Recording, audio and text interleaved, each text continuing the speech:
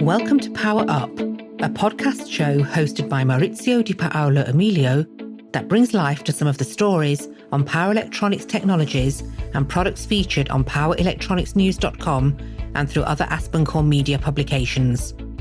In this show, you'll hear both engineers and executives discuss news, challenges, and opportunities for power electronics in markets such as automotive, industrial, and consumer.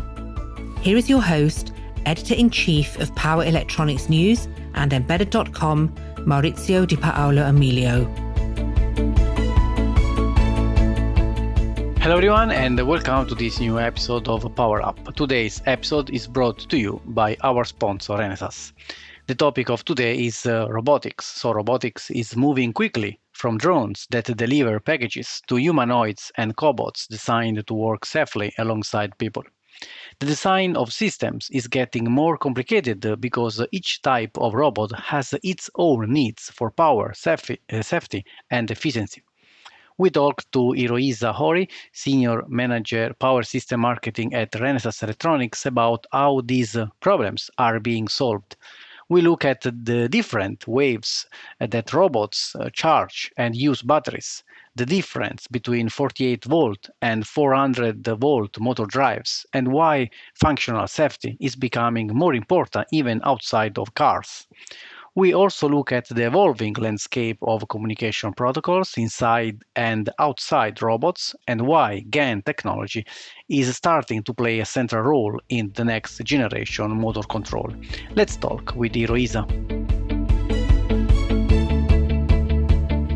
Hi Hirohisa, thanks a lot for being here at PowerUp podcast. How's it going? How are you? Yeah, thank you very much. Yeah, very good. Yes, very honored to join. Thank you. Thank you. The pleasure is mine. Where are you located, Hirohisa? I'm living in Kyoto in Japan. Yes. Wonderful, super place. Thank you very much. Yes. So, Hirohisa, we will talk about robotics. So I have prepared a couple of questions to share with you. Before that, yes, we would like to know more about you. So tell us more about you. Please introduce yourself. Okay, thank you very much. So I'm Hirohisa Horii. So I have worked in the semiconductor for 30 years, and I've spent the last 10 years focusing on power device marketing, including GaN, across the Asia-Pacific regions. Thank you so much. So, Hirohisa, robotics spans across drones, humanoids, cobots, but not only. So I guess that we have a lot with battery-powered platforms, often at 24, 48 volt, while industrial AC drives go above 400 volt, I guess. So please correct me. So there are different design issues, problems with each part. What do you think about the difference between low voltage battery powered robots and high voltage AC powered robots? Yes, so power design of robotics depends on the type of robot. For example, the battery powered robot like cobot, AMR, drone use 24 volts or 48 volt DC. They focus on safety and mobility. These robots often work near people or in tight space, so they need a small and efficient motor control, especially using low voltage GaN. GaN allows 3 to 4 times higher switching frequency compared to silicon MOSFET. It enables quiet operation and fast response, making it great for next generation motor drives. On the other hand, industrial robots use high voltage AC like 200 volt to 400 volt or more.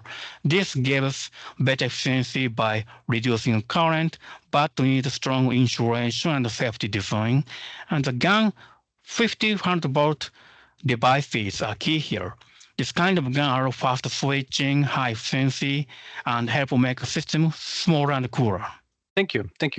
So, humanoid robots often require a couple of numbers of actuated joints. So each with its own power and control requirements. So the number, type, and range of joints, define both the power and system complexity. So how do you figure out how many joints humanoid robots need? So what power level do these structures usually need to work? Yes, humans have a different joint count depending on the level of human-like articulation. For example, a robot can be classified by the number of joints they use, which determine how natural their movements appear. Basic models have around 12 to 20 joints with simple articulation in the legs, arms, and sometimes the neck or waist. Mid-level robots increase this to 20 to 30 joints, enabling clear speech and facial expressions with more flexible legs, arms, and limited hand motion. And the high-end system with 30 to 50 joints are capable of more human-like skills. The leg and arms achieve greater degree of freedom, the neck and waist add flexibility, and the hands can perform complex gestures. At the most advanced stage, ultra-realistic robot feature 50 to over 100 joints, including details control with the fingers, face, and even the skin, allowing them to move and express themselves with striking realism. And dynamic moves like walking and jumping can hit 1 kilowatt and 2 kilowatt. Battery size is usually 100 kilowatt hour and 1 kilowatt hour. So efficient power, cooling, and energy recovery are important. More joints means more power. Moving many joints at once increase peak power nonlinearity, so power architecture really matters. Thank you. Nice. So another topic is the power, the way robots are powered. So through, for example, battery swap, USB charging, or custom high power docking, high power supply. So the waves that we have would impact usability and adoption. So the chemistry, the voltage of these batteries must match the type of robot and the work. Also about the work it does in practice. So what are the main trends in how to select and charge batteries for different types of robots, and how is your company, Renesas, making these ways possible? Yes, so first, battery charging method depends on the robot. For example, for AMR AGV, use auto docking and wireless charging to run 24/7. Charging during operation helps reduce downtime. Drones use a battery swap for longer flight. USB PD used for charging the main battery as well. Humanoids need both auto charging and auto battery swap for long operation. And what certainly all robot kind have in common is high-density lithium-ion, fast charging, and smart battery management. We Renesas can support this with BMS and USB power delivery. Actually, BMS can handle self-balancing, overcharge protection, and SOC estimation. USB PD allows fast charging and data transfer. Combined with our power management, our power devices, the design becomes compact and efficient. We Renesas can offer a platform with BMS, USB PD, power devices, and MCUs for motor power control. This platform can help with shorter development time, safety, and reliability. So let's talk about the wideband gap. So GaN.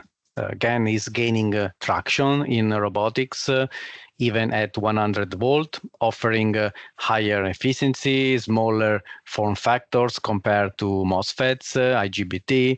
So in applications like cobots, where weight in particular and efficiency are important, are critical in this application. So why is GaN becoming the preferred choice over IGBT, for example? How do you see its adoption growing in robotic motor drives? Yes, so GaN switched faster and lose less power than IGBT. it makes more drives efficient, small, and light. So perfect for robotics. GAN is now steadily replacing IGBT in motor and power circuit. It can help cobots, mobile robots, and humanoid with the following: smaller passive ports, better torque control, lower loss during energy recovery. Therefore, we Renesas can offer our high reliability GAN, which is stable across temperature, is a driving scheme similar to a common silicon MOSFET and good for half-bridge and multiple designs. And the GAN adoption will grow in cobot and humanoids and also expected to become standard industrial robot from around 2027 onward. Thank you. So, to get GAN from 650 volt to 100, new processes, collaboration amongst foundries are needed. Okay, Renesas keeps an IDM model while working with companies like TSMC, Vanguard, Global Foundries, for example. So how is Renesas handling its hybrid production model and partnership to make GAN bigger for robotics and motor control applications that need 100 volt? Yes, so we Renesas are expanding GAN from 50 volt to 100 volt, working with our Asian manufacturing partners. Actually, our goal is to support 48 volt to 100 volt robotics, like AMR, cobots, humanoids with high efficiency, small size, and fast response. Regarding devices, first, we have 100 volt GAN with 1 million to 5 million RDS on in small package of 3x3 and 5x5. This helps shrink passive ports and improve torque and energy recovery. Finally, our GAN can offer strong protection and stable operation. About the packaging, we optimize low inductance and good heat flow, reducing noise and improving thermal margin. We also plan for high-density setup like half-reach modules, helping shrink control panel and joint modules. In ecosystem, we can combine gate drivers, motor MCU, power management, BMS, and UCPD. We can offer reference design for 40 volt to 100 volt brushless motor, including safety and control software. And evaluation boards and the reference kit will expand from next year. Thank you. So another topic that I would like to share with you is safety. So safety is very important for cobots and humanoids, especially when they have a lot of joints and complicated motor control. Functional safety is very important in robotics, especially when people and machines are in the same place. Standards like SIL require IP that is suitable for cars, even in robots that aren't cars in practice. So how is Renesas making sure that robotics are safe to use? How does its history in the automotive industry help this one satisfy SIL standards? Yes, and the cobots and humans move close to people, so they must be safe even if something goes wrong. Most aim for CL2 and CL3 safety level. We Renesas can offer self-tested software and CL3 system software for our industrial MCU. These help with self-check, redundancy, making it easy to build a safety feature quickly. And we Renesas can also bring these safety tools and concepts to the power side. Actually, in BMS and battery system, we monitor voltage, temperature, current, and communication. And we can provide a manual recommended circuit for FET control and fail-safe design. And we also use automotive issue know-how. For example, with BMIC, we support OTSR and ASLD, helping robots get the first safe power control. We also offer IEC 61508 kits, including important software. We can support motor control, safety, communication as one package. In short, Renesas can combine industrial cell, including automotive ASL and diagnostic power devices, to help build safe robots from power to joints in a realistic developing time. So evaluation kits are important for engineers. This is another topic that I would like to share with you. Evaluation kits like such as CN0329 DC servo solutions by Renesas and the 2.2 kilowatt GAN motor drive boards. These provide engineers with ready to use reference platform. So these systems, it's clear that would accelerate the adoption for different application. So let's understand so how Renesas is working in this regard, helping customers in robotics. So can you share examples of how these evaluation kits are being used in humanoids or cobots projects? Yes, Renesas kit help speed up robotics development, reducing time to market for safe and reliable design. We offer reference platform with both hardware and software, enabling a solid starting point for customer engineers who will integrate our solution in their product. Example 1, for our 2.2 kilowatt GAN motor drive with our MC of RA62 and our GAN can support overcurrent, overvoltage, and overheat protection. GAN switches significantly improve system efficiency. The high switching frequency of operation reduces current ripple and iron loss in motors, which is great for human robots and more cobot controls. Example 2 for our DC servo kit with our MC of RA82 and a MOSFET and a position sensor can support EtherCAT and high pressure servo control for 24 volt and 48 volt brushless motors. It's ideal for small actuators and multi-joint control. This kit includes sensors and driver circuit, so customer can test and tune quickly. This combines safety, efficiency, and communication, helping move from prototype to mass production faster. Renesas can provide hardware, software, and safety, reducing customer workload and speed up innovation. So I'm thinking about the design aspects for GAN, and one problem with GAN motor drives is that they are not very good at handling short circuits. So there are recent studies also from Renesas that show that short circuit withstand time has gotten better. So this is an important for reliability in particular.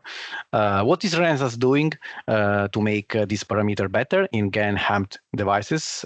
How could this affect robotics motor control applications? We are improving this with the following. For device side, we use a CCL called short circuit current limiter, which is a Renesas patent technology to reduce current in the GAN HAMT during faults. Actually, narrow current paths inside the channel to limit peak current. This helps extend SCWT while keeping resistance low. Driver side, we can combine fast defect detection, soft turn-off, and mirror clamp.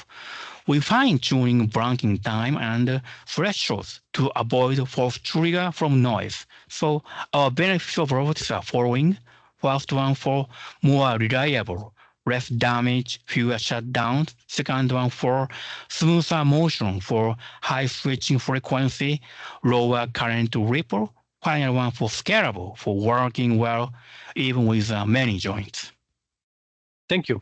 So before concluding, I have another question. So communication. So external communication in robotics is moving towards standardized industrial protocols, while internal communication, I mean, between subsystems often lacks standardizations. So this impacts interoperability, system design. So how do you think communication protocols will change inside the robots compared to those that connect to the outside world? So is there any chance for a single standard to be used? What do you think?